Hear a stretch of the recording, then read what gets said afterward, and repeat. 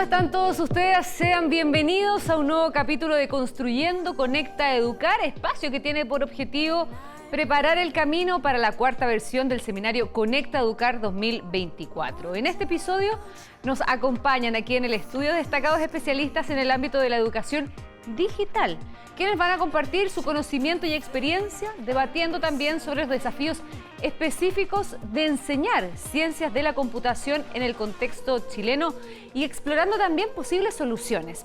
Bueno, para eso vamos con la presentación, ¿les parece? Saludamos de inmediato a Andreas Hein, líder del área de estudios en Fundación Codea. Muchas gracias por acompañarnos, Andreas, por estar con nosotros acá. Por la invitación. Muy amable. Bueno, junto a él está Catalina Araya, que es directora de educación en Fundación País Digital. Muchas gracias a los dos por estar con nosotros. Muchas gracias. Muy amables.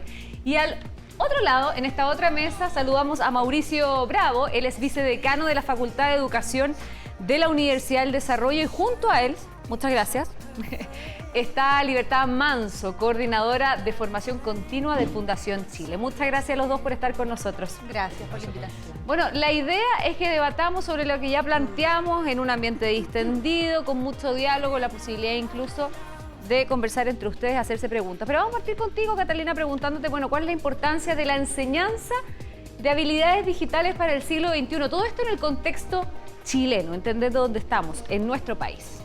Mira, es cada vez más clave. Partimos desde Fundación País Digital hace 20 años acompañando la política pública de Chile, que tenía que ver, hace 20 años, imagínate, con conectar Chile, que significaba llevar internet a distintas localidades.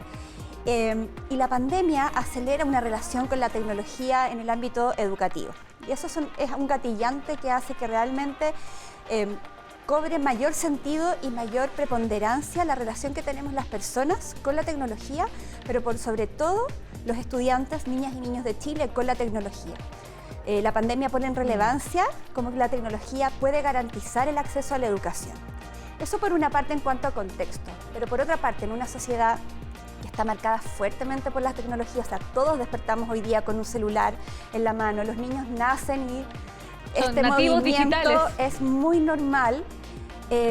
La relación con la tecnología es clave a ser desarrollada desde edades tempranas para que no sea del solamente uso, ¿cierto? Que tiene que ver con el ser buen usuario, sino que sepamos usarla con fines de aprendizaje y fines pedagógicos detrás. Claro, sacarle provecho, porque no es solamente pasarle a lo mejor una tablet, un computador, un celular a un niño para que lo explore por sí mismo. Y ahí yo me imagino también, Libertad, bueno, ¿cuáles son los principales desafíos que tienen los docentes para justamente potenciar las habilidades de los niños en materia digital? Justamente, tal como lo indicaba Catalina, los docentes tienen un tremendo desafío entre sus manos. Quienes también trabajamos y estamos implicados en el mundo educativo, tenemos la gran misión de apoyar, ¿verdad?, la apropiación tecnológica. Muchos de los docentes se involucraron mayormente en el uso de tecnologías activamente, dada la situación de pandemia. Sin embargo, no es algo que lo que debiésemos retroceder, sino precisamente ir formando y apostar a que cada vez haya mayor implicación, mayor apropiación por parte de los docentes, de manera de que las tecnologías enriquezcan justamente sus prácticas pedagógicas que tienen que ser efectivas. Los docentes, claro, probablemente no van a estar altamente motivados para decir, si les dices como vamos a usar esta o esta aplicación, pero sí, en el fondo, si está al servicio de una estrategia pedagógica efectiva, como el trabajo colaborativo, la retroalimentación constante, la evaluación formativa. En el fondo es también la misión de hablar en el lenguaje docente y mostrar muy claramente cómo esto potencia sus prácticas y a la vez no es un trabajo adicional, como muchas veces también se percibe. Y al contrario, muchas veces las herramientas tecnológicas lo que hacen es alivianar la carga, por ejemplo, administrativa de un profesor. Entonces lo tiene que terminar viendo como un aliado, pero para eso hay que hacer un trabajo. Y desde ese sentido, Andrea, te quería preguntar también por este estudio que recientemente publicaste, donde se exploró la posibilidad que existen en la actualidad para incorporar a las formaciones estas habilidades al interior también de programas de formación inicial docente, bueno, y que imparte la educación escolar. ¿Cuáles son los principales resultados de ese estudio? Sí, solo para contextualizar un poco, en nuestra fundación estamos en 2 años y medio adentro de un proyecto de 5 años de formación de docentes para implementar y acompañarlos efectivamente la implementación efectiva de enseñanza de ciencia de la computación en el aula. ¿Y cómo lo ven, perdona? ¿Lo ven como un aliado ¿A la tecnología? El docente de la tecnología. Yo te diría, y si me retrotraigo un poco el estudio que estamos viendo, el docente hoy día está en una situación bien particular porque hemos venido saliendo de la pandemia, donde todos reconocen que la pandemia forzó a los docentes a hacer innovación, los empujó a hacer innovaciones que quizás se hubieran demorado décadas en hacer. Y en ese sentido se han logrado, muchos actores reconocen eso, eso lo vimos en el estudio, reconocen que han habido avances bien impresionantes, a costa de otros retrocesos obviamente de la pandemia, pero los docentes, si uno les pregunta, igual han salido como un poco lesionados, digamos, un poco chamuscados del tema, fatigados, ¿no? Lo que muchos refieren como una fatiga pandémica. Entonces, el trabajo con docentes es bien interesante porque los docentes, hay pocos docentes que realmente podrían decirte que ellos no creen que esto sea un tema relevante. Pero el principal temor que tienen es cómo hacerlo. Y cómo hacerlo bien. Muchas veces los docentes manifiestan temor a sentirse avergonzados frente a los niños que ellos, interesantemente, creen que saben más que ellos y no siempre están así. Qué interesante, porque claro, hay una presión social, pero además también laboral, de estar muy al tanto de las herramientas digitales. Y como lo veíamos, bueno, muchos profesores tuvieron que prácticamente aprender, no solamente a usar las herramientas para comunicarse con los niños, sino que a ser muy creativos para aplicar también los planes de estudio, lo que fue muy difícil. O sea, los profesores terminaron fundidos, eso lo sabemos todos. Pero siguiendo con la pregunta, bueno, y también pasando contigo, Mauricio, bueno, preguntarte también cómo están formando en las facultades de educación justamente a los profesores, a los docentes desde esta perspectiva. Sí, mira, yo creo que es súper importante para poder alcanzar los propósitos de aprendizaje por una parte y por otra para poder entregar las competencias a los profesores, ¿cierto? Es mirar un poco cómo el ecosistema que está formando en la formación inicial. Y primero es importante decir que son cerca de 50.000 personas que se están formando hoy en día para estudiar alguna de las pedagogías, en cerca de 55 universidades que dictan estas carreras, en más de 500 y tantos programas, de los cuales el 80%, cita el estudio, ¿cierto?, están acreditados. Pero un dato más relevante aún es que se proyecta un déficit docente de más de 26.000 profesores al 2025, es decir, a la vuelta de la esquina, en un año más, estamos proyectando 26.000 profesores menos en el sistema. ¿Y eso por qué, perdona? ¿Por qué hay un déficit? ¿Sí? Porque cada vez están entrando menos personas a estudiar pedagogía, aceptando el último año, que después podemos evaluar eso, pero están estudiando cada vez menos y por otro lado hay una alta deserción del sistema una vez que tú egresas y entras. Pero creo que dado este punto es aún más importante decir que son más de 3.600 profesores de educación tecnológica que nos van a faltar al 2025. Por lo tanto, tenemos que hacernos cargo de cómo formamos a los docentes específicamente en innovación tecnológica y ya el déficit nos dice que eso no es una tarea fácil. Entonces lo que tenemos que hacer es formar docentes de todas las disciplinas, no solamente pensando en un profesor especialista en educación tecnológica, sino también como la educadora de párvulo, el pedagogo básico, el de lenguaje, el de matemática, usan las herramientas tecnológicas no como un fin, sino como un medio para alcanzar lo que tú decías, aprendizaje significativo y aprendizaje profundo, que eso es lo que tenemos que cuestionarnos nosotros en esta temática. En el fondo es como enseñarles un lenguaje. Para que todos hablemos el mismo lenguaje, independiente de la materia que tenga que enseñar el profesor. ¿Y cómo se hace eso? También libertad, porque es complejo enseñarles a profesores que están acostumbrados a lo mejor a un sistema de educación, con un sistema muchas veces muy unilateral, ¿no?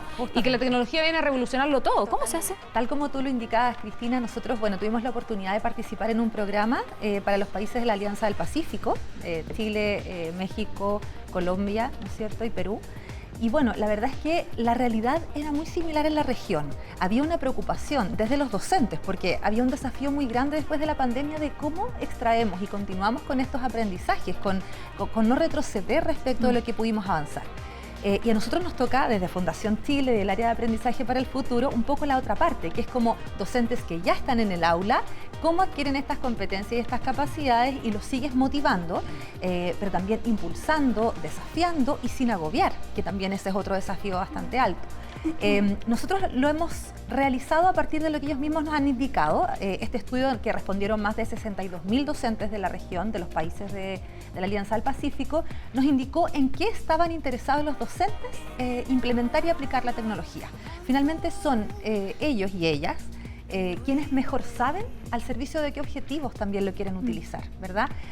A partir de eso, detectamos entonces que una brecha muy grande tenía que ver con las prácticas pedagógicas efectivas, que era un poco lo que les comentaba anteriormente, es decir, potenciar aquellas cosas que están comprobadas por estudio, que efectivamente ayudan como estrategias pedagógicas, pero a eso incorporar ciertas herramientas y en ese sentido ir pudiendo dictar cursos, ¿no es cierto?, que fueran en función de ese objetivo. Así lo hicimos.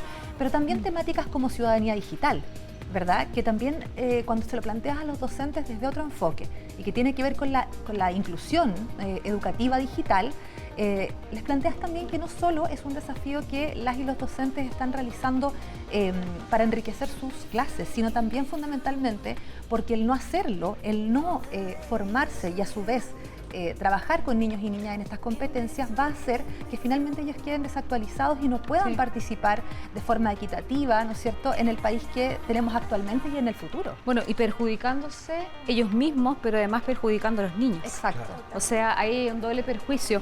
Quisiera volver, bueno, con Andreas de la Fundación CODE, con este estudio que ustedes realizaron. Bueno, ¿cuál es el perjuicio que puede significar no preparar docentes en estas materias, en estas áreas? Tener de aquí a un par de años docentes que no tengan estas habilidades que son tan necesarias en el mundo de hoy y en el mundo del futuro, ¿para qué decir? Bueno, como dicen todos mis colegas acá, el escenario cambia bastante rápido y ahora último ha cambiado brutalmente rápido. Yo creo que el año pasado todavía estábamos discutiendo si deberíamos incorporar esto o incorporar ciencia de la computación en el currículum nacional, pero solo en matemática, en física, en ciencias. Pero hoy en día, después, digamos, ChatGPT, donde vemos una máquina que puede interactuar contigo casi como una persona, estamos viendo lo que siempre se había conversado, cómo hacemos una integración transversal de la formación de habilidades digitales, digamos, o docentes que puedan manejarlo en todas las disciplinas, como decía mi colega. En este estudio nosotros sondeamos 420 carreras de pedagogía, logramos respuestas de 100. Y es bien interesante algunas cosas, y la primera gran barrera que me pareció interesante destacar era que hoy en día podríamos distinguir la diferencia entre TIC, tecnología, información y comunicación, que es lo que durante los últimos 20 años se ha desarrollado como política en Chile y en toda la región, y ciencia de la computación, que es todo esto nuevo que tiene que ver con programación, con pensamiento computacional, desarrollo de videojuegos y una serie de herramientas tecnológicas que permitan a ti expresarte y aplicarlo a un montón de áreas de desarrollo del conocimiento. La primera cosa interesante que nos pareció es que hoy en día todavía cuando entrevistas a docentes, incluso a nivel académico, la diferencia entre TIC y ciencia de la computación no la entienden. Para ellos les habla ciencia de la computación y es todo TIC. PowerPoint, Internet, ¿cierto? Word. Y hoy en día estamos en un escenario donde eso ya estamos kilómetros lejos de eso. Entonces, hace un tiempo atrás decíamos que venía la ola que llegó. Digamos, y creemos que el tema es importante y la pregunta es cómo acelerar la expansión y la formación de docentes. Y ahí, según nuestro estudio, vimos que si miramos otros países, el actor principal acá son las universidades. Al menos en todo el mundo, las universidades son el actor principal, que en Chile tiene barreras bien particulares que enfrenta para poder implementar estos cambios, que son bastante complejos de llevar en términos pedagógicos y curriculares. Y ahí probablemente cae cajón. La responsabilidad, claro, puede ser de las universidades, pero también del Estado. Y ahí ustedes, ¿cómo lo están viendo en la Fundación respecto de la responsabilidad también digital de nuestras autoridades? A lo mejor de los planes que se hacen del propio Ministerio de Educación, como Estado finalmente. Exactamente. También acabamos de lanzar un estudio, El futuro de la educación en Chile, lo lanzamos hace poquito, y aquí vemos que efectivamente el rol del Estado es clave en impulsar una política digital para Chile, pero básicamente responde justamente al contexto, y el contexto es que tiene que ver con la personalización del aprendizaje y que los estudiantes, niñas y niños, sean protagonistas de su aprendizaje. Y en esto la tecnología facilita una experiencia de aprendizaje significativa que pone al niño como sujeto activo de su aprendizaje. Y eso es clave para los desafíos como de la sociedad actual. La mayoría de los países desarrollados tienen estrategias de personalización del aprendizaje donde es el niño, la niña, quien decide los contenidos y el cómo aprende. Y nosotros estamos lejos de que eso ocurra en nuestras salas de clase, porque hoy los niños son receptores de contenido. Es la comunicación unilateral que decía yo de la educación que probablemente a todos nos tocó en sala, a nosotros, de nuestra generación. La sala de clase en la cual nosotros aprendimos y que también están aprendiendo nuestros hijos, lamentablemente.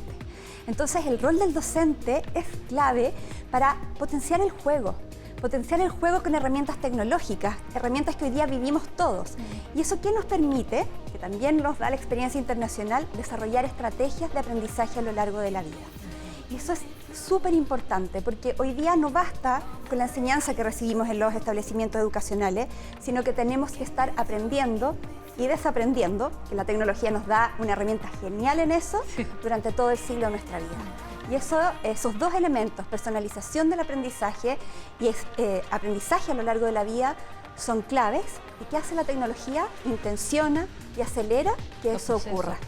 No, y el desaprender, qué importante, porque claro, pensábamos de repente que se hacía de una manera las cosas y al otro día entendemos que se puede hacer mejor y para eso hay que desaprender la anterior, y la resiliencia se convierte en una herramienta fundamental en el proceso de educación. Ahora, desde las universidades, Mauricio, ahí desde la Facultad de Educación de la UDD, ¿qué se está haciendo para preparar a los docentes también en estas competencias? Entendiendo que sí, hay una responsabilidad por parte del Estado, pero también una responsabilidad de las universidades, cómo se hacen cargo y a lo mejor probablemente muchas veces sin sentir tanto el apoyo o la dirección desde el Estado. Mira, desde la Facultad de Educación, un gran desafío que tenemos que enfrentar es que efectivamente la tecnología avanza muy rápido, por lo tanto los currículos de nuestras carreras tienen que avanzar lo más rápido posible en el área tecnológica.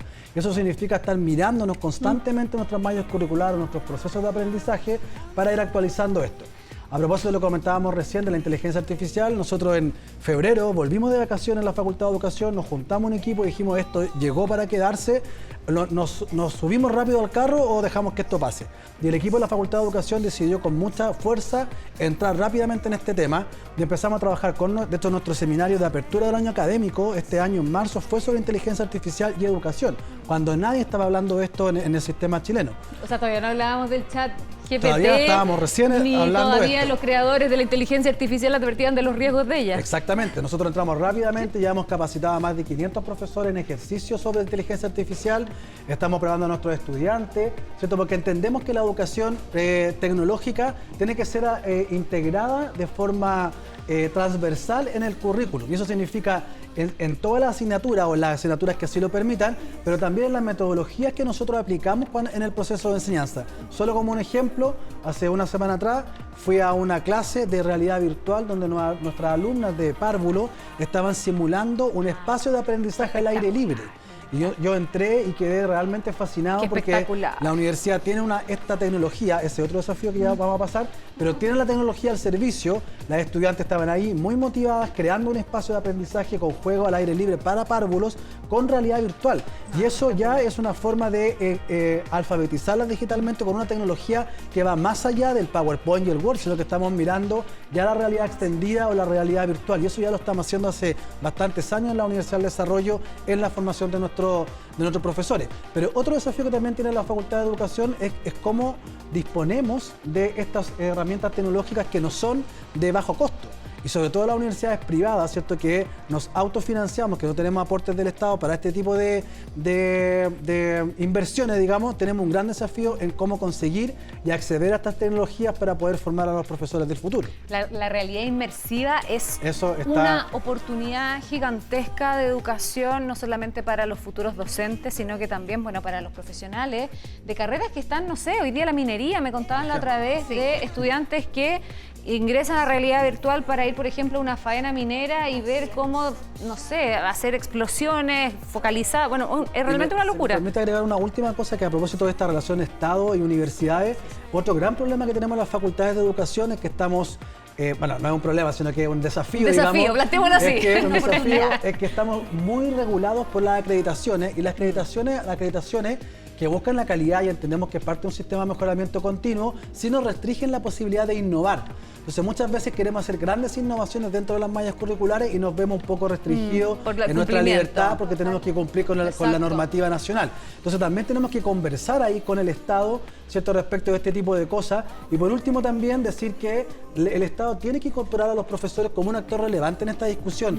Yo leí la política a propósito de inteligencia artificial que se hizo hace el 2019, creo, que la hizo el Ministerio de Ciencia y Tecnología, y se nombra en 2 líneas a los docentes. Todo lo demás está orientado a las carreras de la ciencia, de la tecnología, pero a los docentes se nombra 1 o 2 veces, ¿cierto?, que el Estado va a incentivar cierta competencia en la formación docente. Entonces, sin los profesores es muy difícil que podamos avanzar en esta materia. Yo estoy de acuerdo, totalmente de acuerdo. Libertad, y también te quería preguntar, bueno, No sé, ¿qué programas, proyectos están ustedes implementando ahí en la Fundación Chile para justamente formar a los docentes en esta materia? ¿Y qué resultados están obteniendo? Sí, mira, al respecto también de lo que comentaba Mauricio, quería comentar que es central y dentro de las buenas prácticas a nivel, en distintos países, ¿no es cierto?, lo que nos señalan los estudios, es que es importante hacernos cargo al menos de 3 categorías, ¿no es cierto?, o 3 niveles de formación docente. Obviamente, tanto en quienes se están formando como docentes, como también en quienes están en ejercicio. Algunos que tienen una necesidad que es una formación inicial y que tiene que ver con las competencias digitales de base, y que aun cuando estemos a años luz, como decía Andrea, de esa necesidad o de ese desafío y realidad, digamos, aún tenemos personas que todavía no logran esas competencias y docentes en el sistema que no las logran, y necesitamos también apalancar ese cambio, ese motor. Y por otro lado, aquellos docentes que en realidad van a ver enriquecidas sus prácticas pedagógicas y están hoy día atentos, ¿no es cierto?, a todo lo que se les pueda ofrecer respecto de qué aplicaciones, de qué manera, qué herramientas, qué estrategias, ¿no es cierto?, a partir de la tecnología les ofrece el poder potenciar sus estrategias didácticas, metodológicas y pedagógicas. Eso también, porque en realidad, y ahí yo creo que después de la pandemia se ubica una gran cantidad de docentes, favorablemente. Y hay otra cantidad de docentes que están a un nivel mucho más avanzado y que tiene que ver también con lo que tú comentabas, Mauricio, y que en realidad están en una posición ya de innovar, ¿no?, de crear contenido nuevo y de utilizar y llevar a sus estudiantes a otro nivel. Exactamente. Entonces, hay que hacerse cargo nacionalmente de ello y nosotros, bueno, estamos trabajando permanentemente con el Ministerio de Educación también a partir de la creación siempre de cursos formativos gratuitos que permitan a docentes de todo Chile poder desarrollar tanto conocimientos como habilidades y competencias para el uso de recursos tecnológicos básicos, así como también intermedios, y hoy día estamos dando un pasito hacia el avanzado en tanto a través del proyecto Humania. Estamos primero recogiendo y familiarizando a todos los docentes del sistema, quienes voluntariamente quieren también expresar un poco, bueno, cuáles son sus temores, pero también mostrarles cuáles son las ventajas que hay en el uso también de la tecnología, porque como en todos los ámbitos también de desarrollo profesional, muchas veces nos puntualizamos harto, ¿no es cierto?, en el rol docente, pero en todos los ámbitos hay temores que son legítimos y que hay que recoger y hay que trabajar con ellos para que ellos también se sientan invitados, motivados, convocados a utilizar estas herramientas. Qué importante eso, porque en el fondo el ideal es que los docentes no sientan en la tecnología y en estas herramientas una amenaza. Sino que sientan que es un aliado, pero para eso hay que hacer un tránsito largo, porque además hay docentes que vienen saliendo con nuevas herramientas de las universidades, de las facultades de educación, pero hay otros que llevan ejerciendo mucho tiempo y que ven en la tecnología probablemente un riesgo también para el ejercicio de su profesión. Entonces, es cómo convencerlos de que aquí hay una tremenda oportunidad. Y ahí, sí, dale. ¿Puedo puntualizar en algo? Hay una estrategia que también nosotros hemos utilizado con el CPIP, del Ministerio de Educación, y que tiene que ver con una estrategia bien potente y que yo creo que en varios establecimientos de nuestro país funcionó muy bien en la pandemia, y que tiene que ver con las estrategias de formación entre pares. En general, los docentes, lejos de a veces sentirse mucho más cercanos o convocados por alguien que sea un experto a lo mejor en inteligencia artificial o alguien como súper destacado, ¿no es cierto?, en un ámbito, con quienes les es mucho más connatural trabajar, formarse y además compartir espacios, tiene que ver justamente con sus pares, con aquellos que tú puedes en el fondo capacitar, ¿no es cierto?, empoderar en estos 3 distintos niveles y formar también comunidades de aprendizaje, no solamente en un colegio, sino también entre distintos colegios de un territorio, por ejemplo. Esas son estrategias que se pueden utilizar. Y eso, a ver, nos da el pase para preguntarle a Andreas también, bueno, cómo se están preparando los docentes. ¿Ustedes tienen conocimiento de cómo se está haciendo, por ejemplo, en el resto del mundo, en este sentido, en las nuevas tecnologías? Lo que podríamos decir ahí, cuando estuvimos explorando cómo se organizan, yo creo que quería tomar un poco la pelota por allá, es el rol del Estado central. La primera cosa, y nos sale mucho en los docentes, una de las cosas que nos facilitaría es que el Estado definiera que esto es obligatorio hacerlo. Que ahora se va a revisar de nuevo el currículum nacional, lo celebramos, que eso sería un buen primer paso. Y el segundo punto de esto es que el Estado habilita también. Nosotros extrañaríamos, ponte tú, que sería interesante que ANIT diera becas, por ejemplo, a docentes que se especialicen en ciencia y tecnología afuera, sobre todo pensando en nutrir a las universidades, porque universidades hay en todas las regiones y al final hay que generar enseñanza en ciencia de la computación, ojalá en todas las regiones, en todos los lugares, porque lo que pensamos hoy en día es que ciencia de la computación es como la matemática.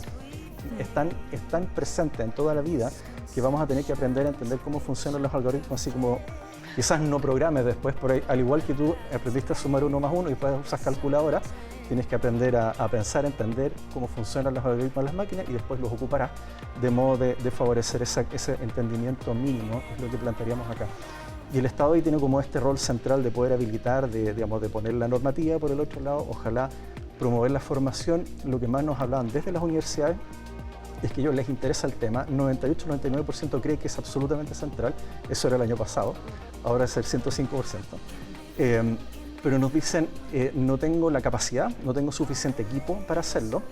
Era más probable verlo en universidades que tienen staff grande donde pueden absorber esta nueva capacidad, y la otra es que no sienten que no saben cómo poder hacerlo, no saben a dónde mirar. Y si tú les preguntas, ¿tú conoces iniciativas concretas que hacen esto, que te pueden hacerte imaginar cómo hacerlo? Dicen, no conozco, quizás una con suerte. Entonces hay un desafío de comunicacional también, de mostrar que esto es posible, esto se hace así. En otros países se harán de alguna manera, acá de otra, digamos, pero mostrar que podemos hacerlo en la práctica en el país, y no solo en ciertos lugares, sino que también pensar en una política más equitativa y igualitaria en el país. Qué importante que sea equitativo. Mauricio, ustedes ahí en la Facultad de Educación de la UDD, bueno, ¿cómo lo están haciendo? ¿Qué competencias están entregando también? ¿Ya han entendido, no sé, que está dentro de sus especialidades, por ejemplo, el optar por el inglés, que es fundamental? O sea, si hablamos de herramientas, ya el inglés parece ser una fundamental para cualquier docente. ¿Cómo pueden vincular estas especialidades también con las habilidades digitales de los futuros docentes? Sí, mira, yo creo que importante también decir, un poco para tomar el tema anterior y te contesto a continuación, sí, es que nosotros tenemos, como les decía al principio, un déficit de profesores importante. Muy importante. Repitamos la cifra porque a mí me parece que es relevante. Más de 26.000 profesores menos vamos a tener de aquí al 2025, de los cuales más de 3.600 son profesores de educación tecnológica. Entonces, dicho eso, nosotros hemos hablado del profesor que formamos inicialmente y del que ya está en ejercicio. Pero dentro de los que están en ejercicio hay un número importante que no tienen título de pedagogo, es decir, están ejerciendo con una habilitación especial. Entonces también tenemos que preguntarnos, como facultades de educación, cómo habilitamos a aquellas profesionales no pedagogos que están en la sala de clase, ¿cierto? Y ahí tenemos que buscar distintas estrategias con el Estado, ¿cierto?, para poder entonces buscar alguna alternativa. Y, por ejemplo, para dejarlo aquí en la mesa, la beca vocación de profesor, que es una beca que entrega el Estado para fomentar las pedagogías, no permite becar estudios que sean en formatos online o a distancia. Entonces, ¿cómo nos hacemos cargo del profesor que está en Putre, ¿cierto?, en Magallanes, donde tiene menos oferta, ¿cierto?, que no puede trasladarse a las grandes ciudades para proseguir estudios? ¿Cómo lo hacemos? ¿Cómo fomentamos con una beca que no le permite acceder? Lo deja fuera. Entonces, eso es lo que también tenemos que nosotros acá, los que estamos en este tema, tratar de promover, ¿cierto?, para sacar adelante y lograr que los profesores en ejercicio, los futuros profesores, los que tienen que habilitarse, entonces adquieran competencias en el ámbito pedagógico, pero específicamente en la educación digital. Ahora, dicho eso también, otra cosa que no hemos tocado, tú algo dijiste, pero que es importante profundizar en el aprendizaje práctico.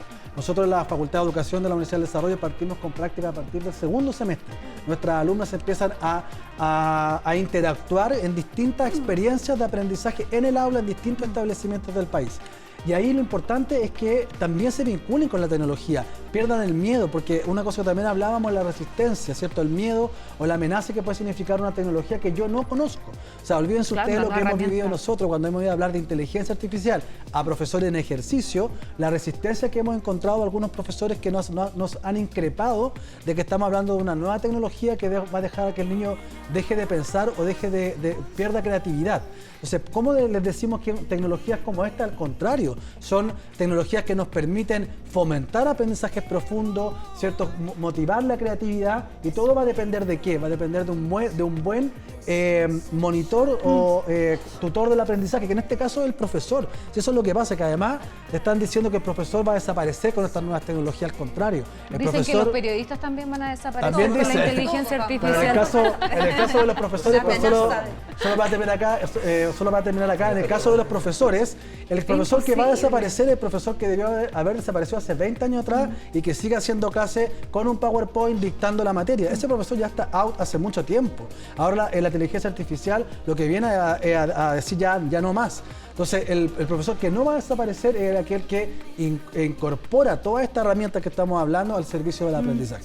Bueno, actualizarse, subirse al carro y ver en la inteligencia artificial y las nuevas tecnologías un aliado y aprender a usarlas, no que en el fondo sea solamente una forma de copiar, que es lo que dijeron del chat GPT, que en el fondo lo único que te iba a permitir era saltarte la reflexión y copiar las materias. Mira, solo para contarte un ejemplo, nosotros tenemos una profesora, Montserrat Cubillo, de la Facultad de Educación, que está haciendo una investigación con las alumnas de párvulo usando ChatGPT. Y lo que está haciendo es que el chat está funcionando como un tutor de la estudiante. Entonces, la alumna genera una pregunta para motivar la comprensión lectora y después le pide al chat con distintos prompts que nosotros le vamos dando, el chat le va corrigiendo la pregunta. Entonces, el chat le funciona como un tutor instantáneo del aprendizaje. El alumno recibe automáticamente una retroalimentación de lo que está haciendo. Sí, es el tema, hay que saber usarlo y conducir el buen uso. Bueno, Catalina, a ver, ustedes lanzaron hace algunas semanas, ya lo decías también, un informe donde se da a conocer una hoja de ruta para Chile en relación a la innovación, tecnologías y las habilidades del siglo XXI. Bueno, ¿qué puede contribuir justamente a esa formación? ¿Qué detectaron en ese estudio justamente para apuntalar lo que hemos estado hablando aquí? Es muy interesante, algo dijo Libertad también, para que un profesor pueda innovar en su sala de clases se necesitan distintos elementos. O sea, no es llegar y decir, quiero innovar, quiero integrar tecnología. Para que eso ocurra hay una serie de factores. Y en este modelo, nosotros planteamos un modelo de innovación con tecnología en el cual tiene 4 subdimensiones. Infraestructura, acceso, adopción e innovación. Cómo hacemos propio todo ese ciclo de innovación es cómo se llega finalmente a un modelo que es exitoso de innovación e integración de tecnología en el aula, garantizando tecnología, equipamiento, internet, pero también formación docente, que es clave, aprendizaje a lo largo de la vida, nuevas estrategias pedagógicas y luego ya que un profesor pueda integrar en su práctica docente la innovación propiamente tal desde una perspectiva del estudiante en el centro como protagonista de su aprendizaje. Y eso es clave. Quería dar un ejemplo también porque hemos hablado mucho como de técnicas y nos pasó durante la pandemia que en conjunto con el Ministerio de Educación hicimos un proyecto, el Robotic Fest, en lo cual invitamos a profesores y estudiantes de todo Chile a concursar en una ruta de robótica. Los robots generalmente tienen que hacer rutas y esa es la competencia. El segundo lugar nacional lo ganó una profesora de Ovalle, que es profesora de historia. Mira. Nada que ver. Nada que ver, uno diría. Uno puede decir matemáticas, ciencia, profesora de historia. Y esta profesora, cuando le fuimos a entregar su premio, me dice, no sé por qué yo gané. No tengo idea de programar, no sé de robótica. Es que no es necesario programar y no hay que saber de robótica. No, exactamente. Yo le dije, yo sí sé. Tú hiciste que los estudiantes hicieran las preguntas correctas, buscaran las respuestas correctas y guiaras ese proceso pedagógico.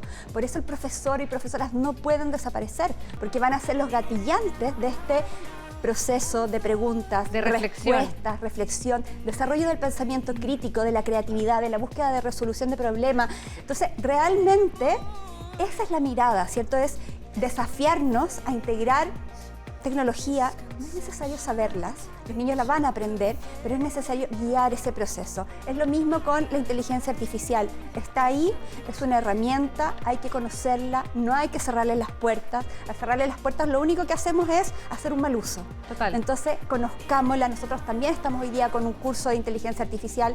Están participando hoy día 50 docentes de distintas partes de Chile. Y llama la atención que profesores de artes plásticas hoy día están con mucho interés en la inteligencia artificial. Entonces, ¿por qué? ¿Cierto? ¿Por qué está ocurriendo eso? Porque saben que el mundo cambió, que el mundo sigue cambiando, va a cambiar, que la tecnología tiene un rol de acelerar las nuevas formas de aprender y enseñar en esta sociedad y es clave conocer las tecnologías y no cerrarle las puertas. Qué Entonces, tremendo.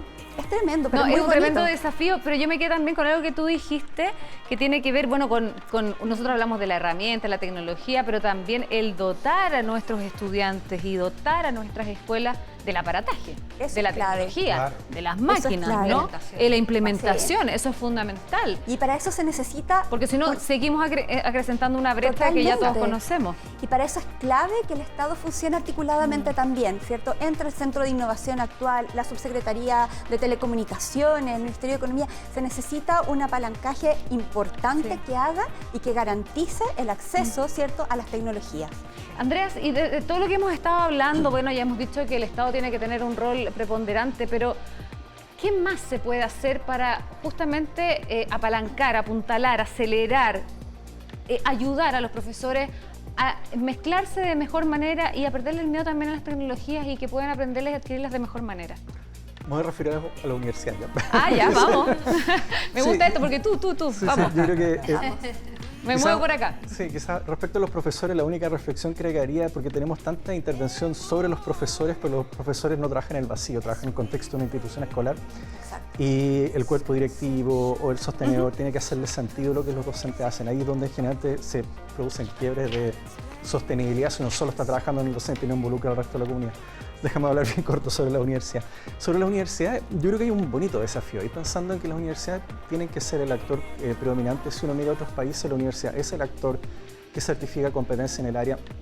Afuera, los docentes, hay especialidades en el área, hay docentes especialistas en esto, y los programas de formación son de aproximadamente 400 a 500 horas solo para especializarse en esta línea. No tenemos muchos de esos programas acá, yo creo que hay una primera tema, pero si puedo recoger una queja transversal de la universidad, les interesa, tienen el interés, no saben cómo hacerlo, en dos frentes. El primer frente es no tener en su planta docente gente que pudiera liderar una introducción de estas materias dentro, que haga sentido dentro de su proyecto educativo. Y la segunda es, ojalá alguien que les pueda ayudar a hacer ese proceso. Entonces, lo que nosotros vimos es que las universidades que hoy en día sí incorporan más, estos son universidades más grandes, acreditadas, normalmente universidades complejas en el sentido que hacen investigación, que tienen alto nivel de profesores con doctorado, la mayor proporción, entonces y tienen alta capacidad, tienen las universidades con mayor planta, tienen más capacidad de hacer esto. Yo trabajé en una universidad muy pequeña, digamos, una escuela pequeña, la cantidad de cosas que tú tienes que hacer son muchas, entonces hay temas de capacidad. ¿El Estado qué podría hacer? Podría generar una beca específica para entusiasmar o para formar académicos hoy en día que trabajan en distintas áreas para aprender competencias tecnológicas y ver cómo incorporar en su escuela. Podría apoyar algún tipo de asesoría para que las universidades puedan hacer las transformaciones curriculares, porque esas son un parto, ¿cierto? Esos son siempre, ese es como el principal factor. Sí. Probablemente poner una hoja de ruta quizás, ponerse una meta, porque ya al ponerse una meta libertad yo me imagino que todos automáticamente transitan hacia allá, ¿o no? Por supuesto, y además que, claro, hablamos de la responsabilidad de distintos actores, pero sin duda, y bueno, como decimos en Fundación Chile, al menos se requiere de una colaboración radical respecto de poner al servicio nuestras herramientas, nuestros saberes, nuestras competencias y capacidades también. Obviamente también el sector privado no puede estar ausente de este desafío, que es un desafío país, porque fíjate también, Cristina, la importancia de lo que tenemos entre manos y que tiene que ver con permitir a las y los, bueno, hoy día son niños y niñas, pero que finalmente van a ser personas, ciudadanos, que necesitan desarrollar proyectos de vida y entonces lo que tenemos que promover son estas trayectorias, ¿no es cierto?, que son formativas, continuas y que además después van a ser laborales. Entonces todo esto tiene relación con también poder apoyar, aportar en una transición que hoy día tiene que ver con una transformación, ¿no es cierto?, socioecológica más justa. Sí. Necesitamos también promover esas competencias, pero sin duda, y tal como lo decían aquí mis colegas, ¿verdad?, es tremendamente relevante que desde todos los sectores se establezcan aportes, una mesa probablemente, para armar una hoja de ruta que nos permita entonces tomar decisiones estratégicas a corto, mediano y largo plazo. Claramente las transformaciones no pueden ser inmediatas, pero sí podemos avanzar en función también de todo lo que se ha comentado en esta mesa. Bueno, nos quedan, pero un par de minutos, solo un par de minutos, a ver, vamos. Una que se me quedó en el tintero. Yo creo que la otra cosa que sería muy importante que está en competencia del Estado es aumentar o brindar fondos de investigación aplicada a las escuelas de pedagogía, porque el área de enseñanza tecnológica a nivel mundial es un área en desarrollo. Hay mucha gente que se está haciendo más preguntas que respuestas. Necesitamos más efectos. ¿Va a seguir así? Sí, claro. Sí, pero necesitamos más efectos de demostración, porque las escuelas son distintas, hay tantas piezas en juego que necesitamos como más más estudio sistemático de qué funciona, quién, en dónde y para quién y con qué fin. Permíteme darle la palabra a Catalina para las palabras al cierre, porque ya nos quedan, como dije, muy poquitos segundos. Bueno, invito a todas y todos a descargar el estudio del futuro de la educación. Está muy fácil, futurodelaeducación.cl, porque hay una hoja de ruta, como bien decía Libertad, a corto, mediano y largo plazo. Estoy súper de acuerdo en que la colaboración radical es clave, y esta hoja de ruta también fue fruto de la colaboración entre más de 224 actores de distintas regiones del país, del mundo público, privado, sociedad civil, academia, y que creo que realmente ahí hay pistas importantes para desarrollar este modelo de innovación en educación de cara. Se llama la educación del futuro, pero es la educación presente. Del presente, del hoy, del ahora y probablemente de ayer también, que nos quedamos un poquito atrasados. Mauricio, palabras al cierre, como se dice. Solo decir que efectivamente universidades más robustas, más complejas, con mejor acreditación, como la Universidad del Desarrollo, podemos, ¿cierto?, avanzar más rápidamente hacia entregar mejores competencias, por ejemplo, en el desarrollo de habilidades digitales. Por lo tanto, tenemos que promover la autonomía y la libertad de este tipo de universidades, y ojalá todas puedan tener la misma capacidad de poder innovar sistemáticamente. Y ese es un desafío del Estado, de crear políticas que incentiven la calidad, pero que no afecten la libertad, ¿cierto?, o la capacidad para innovar curricularmente. Mauricio Bravo, bueno, vicedecano de la Facultad de Educación de la Universidad del Desarrollo. Agradecerle también a Libertad Manso, coordinadora de formación continua de la Fundación Chile. Me muevo al otro extremo de la mesa. Andreas Hein, líder en estudio de la Fundación Codea, muchas gracias. Y Catalina Araya, directora de Fundación País Digital. Muchas gracias a los cuatro por haber estado en este capítulo de Conecta Educar. Muy amable, muy interesante la conversación, y bueno, el espacio siempre abierto para que volvamos a dialogar sobre lo mismo. Muchas gracias a todos y gracias a ustedes también por escuchar.